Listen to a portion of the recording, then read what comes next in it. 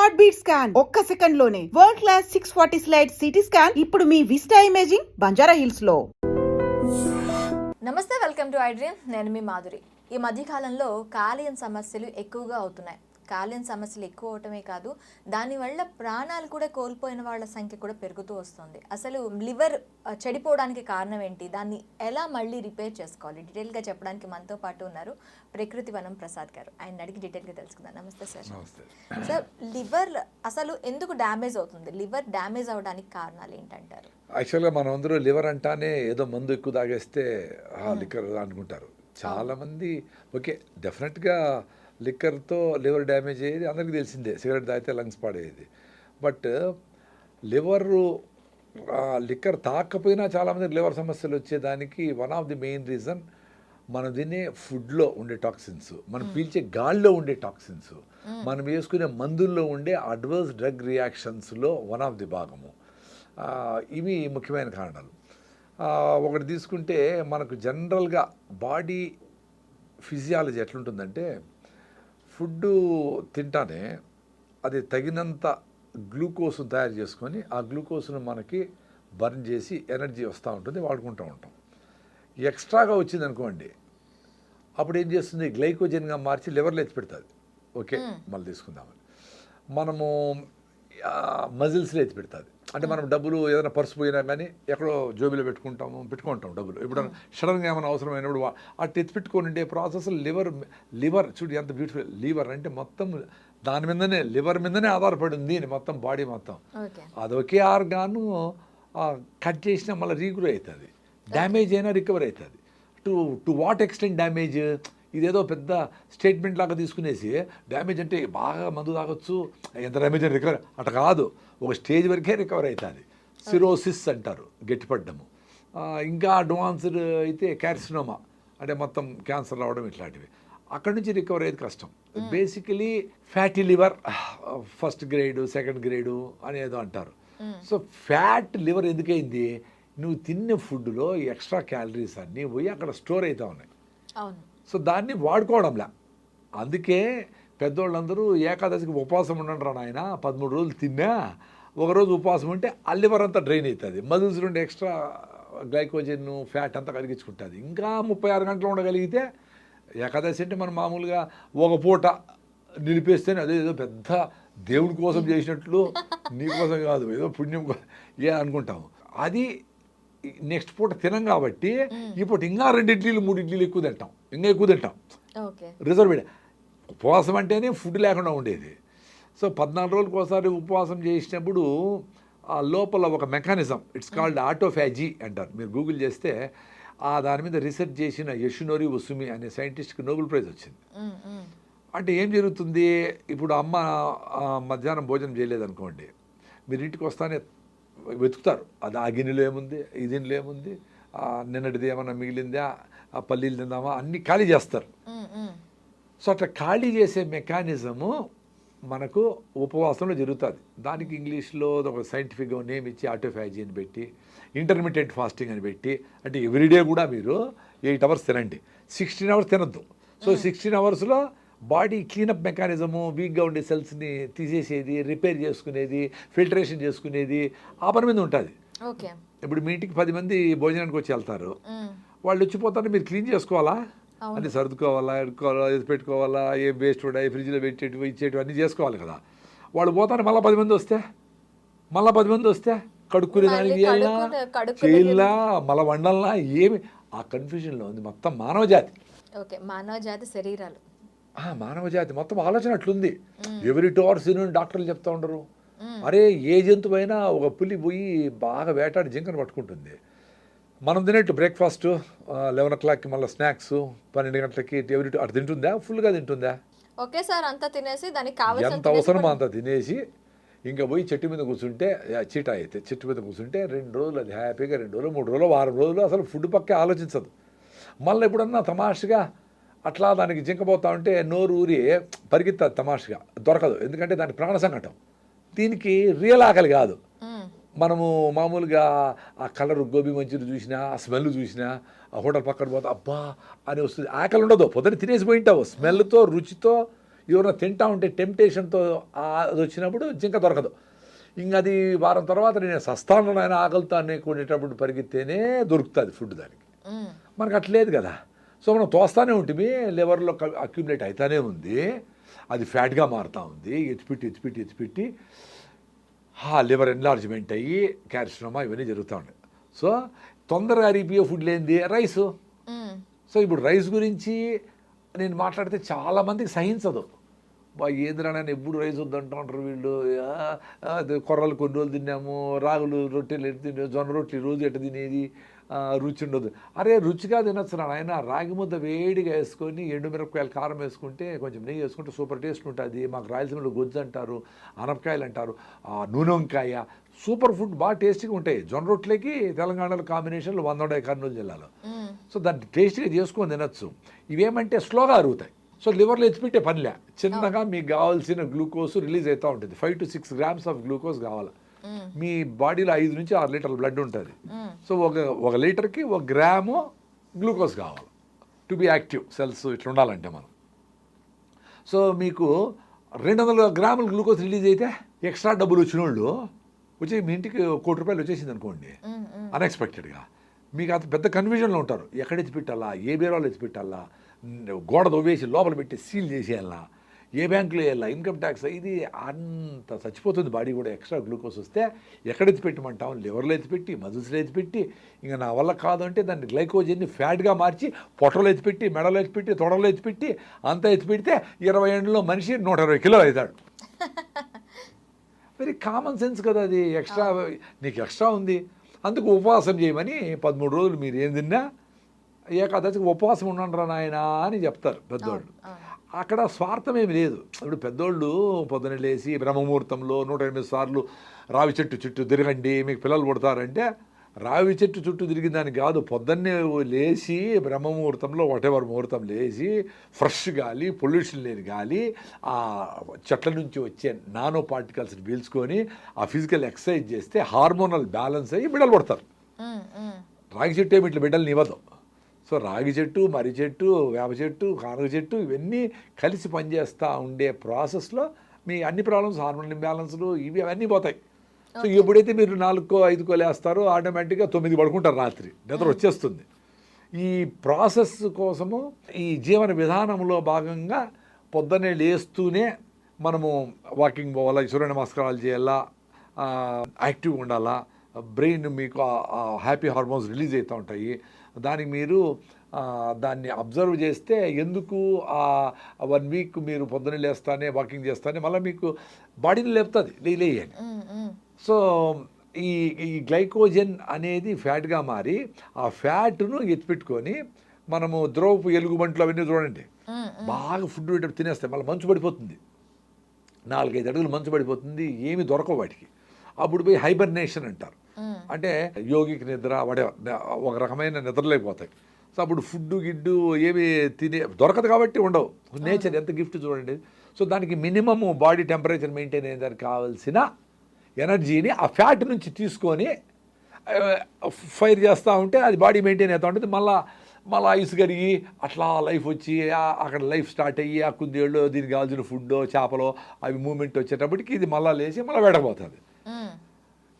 ఇది ఉంది, ఇప్పుడు కూడా జరుగుతూ ఉంది. ఇదేదో వేదాలు రాసిండేది కాదు, ఏదో ఇప్పుడు కూడా మీరు నేషనల్ జియోగ్రఫీ ఛానల్ చూసినా, యానిమల్ ప్లాంట్ చూసినా, గూగుల్ చేస్తే అవన్నీ వస్తూ ఉంటాయి. సో 6 నెలలు కూడా ఫ్యాట్ను తీసుకొని వేరే జంతువులు బతుకుతూ ఉన్నాయి. సో మనము 1 గంట కూడా వెయిట్ చేయలేమే. ఏకాదశి ఉపవాసం అంటాము, ఉత్త రైస్ మాత్రం ముట్టము, మళ్ళీ ఐస్ క్రీములు, ఇడ్లీలు, పొంగలు, ఫ్రూట్ సాలాడు అన్ని రకాలు పెట్టుకుంటాం, రైస్ మాత్రం ముట్టాం. అది ఎట్లా? అది ఫుడ్ తినకూడదు అంటే ఫుడ్ తినకూడదు, వెరీ సింపుల్ కదా. సో మనము లివర్ మీద లోడ్ తగ్గించాలంటే ఫస్ట్ మీరు తినే ఫుడ్ హై ఫైబర్ ఫుడ్ ఉండాలి, పీచు పదార్థం ఎక్కువ ఉండే ఫుడ్ ఉండాలా, చిన్నగా గ్లూకోజ్ రిలీజ్ చేస్తూ ఉండాలి. 5 to 6 grams of glucose release అవుతూ ఉంటే అప్పుడు మీకు ఎక్స్ట్రాగా గ్లూకోజ్ గ్లైకోజన్గా మారి ఫ్యాట్గా కన్వర్ట్ అయ్యే స్కోప్ ఉండదు. అప్పుడు లివర్లో ఎత్తిపెట్టదు. ఎక్స్ట్రా డబ్బులు లేవు మీకు, నెలకి 20,000 వస్తూ ఉంటుంది. 20,000 పాలవునికి, పేపర్ వాడికి, పిల్లలకి స్కూల్ అన్నీ ఇచ్చేయాలి కదా, పచారి వాళ్ళకి అందరికి ఇచ్చేయాలి. అయిపోయింది, కరెక్ట్గా సరిపోయింది. ఇప్పుడు బుర్ర కరెక్ట్గా పనిచేస్తుంది. మీకు ₹1,00,00,000 వచ్చేస్తే బెంగళూరు పరిగెత్తారు, ఇండోనేషియా పరిగెత్తారు, ఎక్కడికో పరిగెత్తారు, ఏమేమో చేయలేని పరిగెత్తారు. అంతా అయినాక మళ్ళీ అరే మన ఊరే బాగుంది అనుకోండి వస్తారులే, భూమి గుండ్రంగా ఉందని. సో ఎప్పుడైతే ఈ మనము జొన్నలు, రాగులు, కొర్రలు, సాములు, అరికెలు ఇవి తింటాం, వాటిలో 2% నుంచి 10% వరకు ఫైబర్ ఉంటుంది, పీచు పదార్థం. సో కార్బోహైడ్రేట్ డైజెస్ట్ అయ్యి ఎనర్జీ రిలీజ్ అవుతుంది, గ్లూకోజ్ రిలీజ్ అవుతుంది, అది ఫైర్ అయ్యి మీకు ఎనర్జీ వస్తూ ఉంటుంది, మీకు కావాల్సిన ఆక్సిజన్ అంతా ఉంటుంది, యాక్టివ్గా ఉంటారు, ఫ్రెష్గా ఉంటారు. మళ్ళా మీకు పీచు పదార్థం అడ్డపడుతుంది, సో మళ్ళా కార్బోహైడ్రేట్ అరుగుతుంది. సో అట్లా లాంగ్ అవర్స్ మీకు సఫిషియెంట్గా ఆ ఎనర్జీ వస్తూ ఉంటుంది. మీరు తిన్న ఫుడ్ ఆకలి ఉండదు, లోపల సఫిషియెంట్గా మీకు గ్లూకోజ్ అందుబాటులో ఉంది, చిన్నగా వస్తుంది కాబట్టి బుర్రకు కూడా మీకు సిగ్నల్ పోదు, ఉండిలే ఫుడ్ ఏం అవసరం లేదని. ఎప్పుడైతే స్పీడ్గా అరిగిపోయే ఇడ్లీలు, దోశలు ఇవన్నీ తిన్నామో, రొట్టెలు గిట్టలు, మైదా పిండితో చేసిండే చపాతీలు గిపాతీలు అన్నీ తిన్నామో, తొందరగా అరిగిపోయి మొత్తం గ్లూకోజ్ వచ్చి 2-3 అవర్స్ తర్వాత అది గ్లైకోజన్గా మారి ఫ్యాట్గా మారి మళ్ళీ పొట్ట ఎంటీ అవుతుంది, మళ్ళీ సిగ్నల్ పోతుంది, పొట్ట ఖాళీ అయింది మళ్ళీ అయ్యేది. అందుకే చూడండి లాగుండేవాళ్ళు పాపము, వాళ్ళు తప్పు కాదు, వాడు కరిగిపోయి ఫ్యాట్గా ఎత్తిపెట్టేది ప్రాసెస్ అలవాటైపోతుంది బాడీకి. సో వాళ్ళు ఎవ్రీ 2 అవర్స్ ఏదో తినకపోతే ఉండలేరు. అట్లా వాళ్ళు కూడా ఈ ఫస్ట్ లివర్ డ్యామేజ్ మానాలంటే రైస్ ఆపేయాలా, మైదా ఆపేయాలా, స్పీడ్గా అరిగిపోయే స్వీట్లు గిట్లు ఆపేయాలా, చక్కెరలు ఆపేయాలా, మంచిగా ఈ రకమైన మిల్లెట్స్తో చేసుకోండి. ఇడ్లీలు, దోశలు, పొంగలన్నీ మిల్లెట్స్తో చేసుకోండి. మీరు సజ్జ రవ్వతో ఇడ్లీ చేసినా చాలా చాలా టేస్టీగా ఉంది, కొబ్బరి చెట్టుతో మంచి టేస్ట్ ఉంది. సజ్జ రవ్వతో కూడా ఇడ్లీ చేయొచ్చు. రవ్వ అంటే మన బియ్యం రవ్వ రాకుండా సజ్జల రవ్వ, ఆరికెల రవ్వ, సామల రవ్వ, కొర్ర రవ్వ ఏమైనా చేసుకోవచ్చు. మీరు దోశ ఏమైనా చేసుకోవచ్చు వీటితో. అవి తింటే మీకు ఏమవుతుందంటే ఆకలి ఉండదు. సో మీకు ఎప్పుడైతే ఆకలి ఉండదో మీ తిన్న ఫుడ్డే మీకు ఎనర్జీని ఇస్తూ ఉంటుంది. మీరు ఇంకా ఉపవాసం, intermediate fasting 16 hours fasting, 8 hours తినాలి. సపోజ్ మీరు 8కి స్టార్ట్ చేశారనుకో పొద్దున్నే తినేది, 8 + 8 అంటే 16, అంటే 4కి, ఈవినింగ్ 4కి స్టాప్ ఫుడ్, మళ్ళీ తినకూడదు. అది రోజు చేయాలా. ఏకాదశి ఉపవాసం చేయాలా. ఏకాదశి అంటే రేపు ఏకాదశి అంటే ఈరోజు సాయంత్రము గూట్లో దీపం నోట్లో ముద్ద అంటాం మేము రాయలసీమ. గుట్ట దీపం పెట్టేది సాయంత్రం ఫినిష్ చేసేయాలి. సన్సెట్ తర్వాత తినకూడదు. ఇప్పుడు ఎమర్జెన్సీ అయితే ఒక అరగంట ఇట్లా గంట పర్వాలేదు, ఏదో పెళ్ళికి పోతారు, ఇట్స్ ఓకే. బట్ రెగ్యులర్ ఫేస్లో మీరు సాయంత్రం సన్సెట్లో వాళ్ళు తినేయాలి. సార్ 6 గంటలకు వీలు కాదే అంటారు, మరి 5కే తినేయండి. 6కి వీలు కాబట్టి 5కే తినేయండి. సాయంత్రం క్లోజ్ చేసేయాలి ఫుడ్. ఎప్పుడైతే మీరు 5కు క్లోజ్ చేస్తారో మీరు రేపు ఏకాదశి అంటే రేపంతా ఏం తినకూడదు. ఎల్లుండి పొద్దున మళ్ళీ ఏకాదశి ఫాస్టింగ్ బ్రేక్ చేసి అప్పుడు తినాలి. సో ఆల్మోస్ట్ 36 అవర్స్ అవుతుంది. 36 అవర్స్ కూడాను మనం వాటర్ తాగొచ్చు. ఫస్ట్లో మీకు భయం వేస్తుంది కాబట్టి అమ్మో తినకపోతే ఏమైపోతుందో అని తేనె నిమ్మకాయ కలుపుకొని స్టీల్ బాటిల్ పెట్టుకొని 2 అవర్స్కి ఒకసారి పావు లీటర్, 1 గ్లాసు 2 గ్లాసులు తాగుతూ ఉండేది. మధ్యలో నీళ్ళు తాగండి. నెక్స్ట్ నేను అట్లే ప్రాక్టీస్ చేసిన, ఏమైపోతుందో భయంతో తాగిన. నెక్స్ట్ చేసేటప్పుడు తేనె నిమ్మకాయ కూడా అవసరం లేకుండా మొత్తం నీళ్ళు తాగిన. ఆ నెక్స్ట్ చేసేటప్పుడు నీళ్ళు అవసరమైతే తాగినా, లేకపోతే లేదు. కాబట్టి అవసరం కూడా పళ్ళ నీళ్లు. అంటే మేము కొంచెం ఆహారం జాగ్రత్తలు తీసుకుంటాం కాబట్టి ఫిట్గా ఉంటాం కాబట్టి మాకు అడగల. సో మీకు దప్పైనప్పుడు నోరు అడుగుతుంది, దప్పేస్తుంది కదా, నీళ్ళు తాగండి. నోరు పెడచకపట్టకపోతే నీళ్ళు తాగండి, నీళ్ళు అవసరమైతే తాగండి. సో ఏకాదశికి ఆ రకంగా ఉపవాసం ఉంటే మీ బాడీలో ఉండే వీక్ సెల్స్, డిసీజ్డ్ సెల్స్, క్యాన్సర్గా ఎప్పుడో మారబోయే సెల్స్, అంటే అదే కదా వీక్గా ఉండేటివి, అట్లే ముడుక్కొని ఉంటేనే అవే కదా జబ్బును కలగజేయేటివి, రకరకాల జబ్బులు. సో వాటన్నిటిని క్లీన్ చేసుకుంటుంది సిస్టమ్. డిసీజ్ మీద ఫైట్ చేస్తుంది. ఫ్రీ రాడికల్స్ అని ఉంటాయి ఈ ప్రాసెస్లో, అవి వచ్చి దాడి చేస్తూ ఉంటాయి, ఫైటింగ్ చేస్తూ ఉంటాయి. దానికి యాంటీ ఆక్సిడెంట్స్ రిచ్ ఫుడ్, మనము ఆకుకూరలు, కూరగాయలు, ఫ్రెష్ ఫుడ్స్ ఇవన్నీ తింటే అవి ఫైట్ చేస్తూ ఉంటాయి. యాంటీ ఆక్సిడెంట్స్ రిలీజ్ అయ్యి వాటి కంట్రోల్ చెక్ పెడతా ఉంటాయి. ఇవన్నీ పెద్దగా టెక్నికల్ టర్మ్స్ వాడకపోయినా పెద్దలు ఏకాదశి ఉపవాసం ఉండండి అన్నారు. సో లివర్ రెడీ అయిపోయా. సో మీరు రైస్ నిలిపేస్తే మీ లివర్ ఓకే. మీరు స్వీట్లు, రైస్ నిలిపోయే, కాఫీలు, టీలు ఏవి నిలకుండా, అఫ్కోర్స్ మందు కూడా.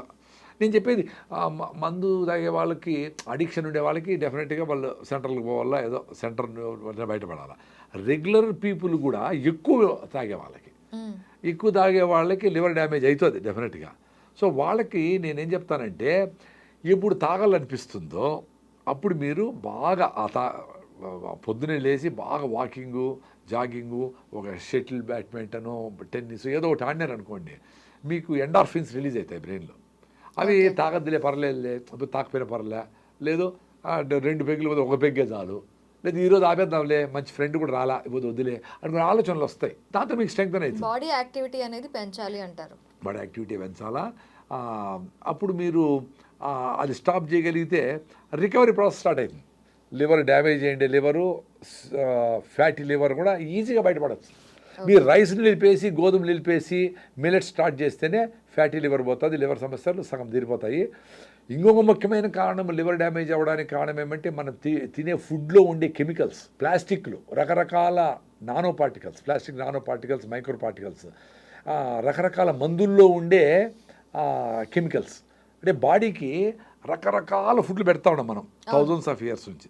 చేపలు, ఇవి అవి రకరకాల ధాన్యాలు, ఈ అన్ని రకాలు వేస్తాను. ఏ జంతువుకు మనకు దొరికినన్ని డైవర్సిఫైడ్ ఫుడ్ ఏది దొరకదు కదా. ఆవు గడ్డే తింటుంది, అది 10 లీటర్ల పాలు ఇస్తుంది, 20 మంది బిడ్డలు కంటుంది, దాని డ్యూటీ అది చేస్తుంది. పావురమైన సజ్జలు తినేసి బెంగళూరు పోయేస్తుంది అన్ని ధాన్యం తినేసి. మనం పావురాలు, ఆవులు, గేదెలు, కోళ్ళు, సముద్రంలో ఉండే చేపలు, రొయ్యలు అన్నీ తినేసి కింద కూర్చుంటే పైకి లేకుండా ఉన్నాము. సో మనకున్నంత ఫుడ్ అవైలబిలిటీ వేటికి లేదు. సో మనకు ఈ ఫుడ్స్లో పోతా ఉండే పాయిజన్స్ ఏ లెవెల్కి ఉన్నాయంటే, తల్లి పాలల్లో కూడా ప్లాస్టిక్ నానో పార్టికల్స్ ఉన్నాయి, బ్లడ్లో కూడా plastic micro and nano particles ఉన్నాయి. ఓకే. సో ఇవన్నీ ఏం చేస్తుంది, బాడీకి తెలియదు వీటిని ఎట్లా వాడాలా. మీరు సజ్జలు, రాగులు, ఇవి అవి ఫుడ్, వంకాయలు, బెండకాయలు, కాలీఫ్లవర్, క్యాబేజీలు ఎన్ని వేసింటారు. సో దీని నుంచి ఏమేమి దాన్ని బ్రేక్ డౌన్ చేసి దాంట్లో ప్రోటీన్ ఏంటి, ఇదేంటి, ఏమేమి న్యూట్రిషన్ ఉన్నాయి, ఏమేమి చెడ్డ ఉన్నాయి. ఇప్పుడు కాలీఫ్లవరు, బెండకాయలు, టమాటోలు అన్నీ మంచే కాదు, ఇంత మంచి ఉంటే ఇన్ని చెడ్డ కూడా ఉంటాయి న్యాచురల్గానే. ఇంకా మనం ఇప్పుడు టమాటా 100 రూపాయలు ఏంటంటే రోజు స్ప్రే చేయింటాం కదా, ఆ కెమికల్స్ అని ఎట్టపోతాయి, పైన కడిగితే పోయేటి పోతాయి. సిస్టమిక్ ఇన్సెక్టిసైడ్స్ అని మొత్తం లోపల జ్యూస్నంతా పాయిజన్ చేసి రసం పీల్చి పురుగులు చంపేటి ఉంటాయి. సిస్టమిక్ కాంటాక్ట్ ఇన్సెక్టిసైడ్ అంటే కాంటాక్ట్లో పైన ఉంటే దాన్ని మీరు వెనిగర్లోనో సాల్ట్ వాటర్లో వేస్తే పోతాయి. సో సిస్టమిక్ ఎట్లా పోతాయి, అవి లోపల పోయినప్పుడు బాడీకి అరే ఏంద్రనైనా కొత్త మాలిక్యూల్, ఇదేందో తెలియదు నాకు, ఏందో పెట్టినావు నువ్వేందో చేసినావని, సరే దాన్ని ఫస్ట్ పక్కన దొయ్యి అని చెప్పి లివర్లో ఎత్తి పెడతాను. ఓకే. సో ఏదన్నా ప్లాస్టిక్ పార్టికల్స్ ఏదో వచ్చినాయి తెలియదు వచ్చింది, దాన్ని ఎత్తుకుపోయి ఆడబెడతాయి. సో పెట్టి ఇది మనకు సంబంధించింది కాదు, నీ బాడీకి మీ అవ్వలు తాతలు ఎప్పుడు తినలేదురా నాయన ఈ మాలిక్యూల్, ఈ కెమికల్, దీన్ని ఏం చేయాలో నాకు తెలియదు కదా దానికి బాడీకి ఎట్ట చేయాలని. ఎందుకంటే కొత్త మందులు, కొత్త ఫుడ్లు, కొత్త కలర్లు, కొత్త ప్రిజర్వేటివ్లు ఏమేమి ఎట్లా తెలుస్తుంది బాడీకి. సో దాన్ని ఏం చేస్తుంది, అది కొత్త వస్తువు కదా, లివర్లో అది ఎత్తిపెట్టి దాని చుట్టూ గోడ కడతాది. ఓకే. అంటే వేరే సెల్స్కి టచ్ లేకుండా ఇదేదో వేరే వీడు మంచోడో చెత్తోడో నాకు తెలీదు. సో వీడిని దూరం పెట్టాలంటే రోడ్డు, దానికి అక్కడక్కడ లీజియన్స్ అంటారు, చిన్న గడ్డలు ఉంటాయి, చిన్న లివర్ ఎవరికి చేసినాం నాకు కూడా ఉంటాయి, మేము కూడా పొల్యూషన్లో చేయింటాం కదా ఎప్పుడో. సో అవన్నీ పోయి అక్కడ నుండి అక్కడక్కడ చిన్న లీజన్స్ ఉంటాయి, లీజన్స్ అంటారు. సో అవి ఏం చేస్తా అక్కడే ఉంటాయి. అవి ఎక్కువ కొద్దికి ఎక్కువైపోతేనే సిరోసిస్ అయ్యేది, అంటే గట్టిపడిపోయేది, లివర్ చెడిపోయేది. ఫ్యాటీ లివర్ నుంచి ఉత్త ఫ్యాటే కాదు, ఈ చెదారము మన తినే ఫుడ్లో ఉండే పొల్యూషన్స్, కెమికల్స్, కలర్లు ఇవన్నీ పోయి ఆడ సెటిల్ అవుతాయి. పాపం లివర్ అందుకే మహాతల్లి బాడీలో అది పడినంత కష్టాలు ఏది పడరు. దానికోసం క్విక్గా అరిగిపోయే ఫుడ్లు తినకుండా, అంటే రైసు, గోధుమలు, మైదా, చక్కెర, స్వీట్లు ఇవన్నీ తినకుండా, లిక్కర్ తాగకుండా ఉంటే మీ లివర్ డెఫినెట్గా రికవర్ అయిపోతుంది. ఓకే ప్రసాద్ గారు, థ్యాంక్ యూ వెరీ మచ్.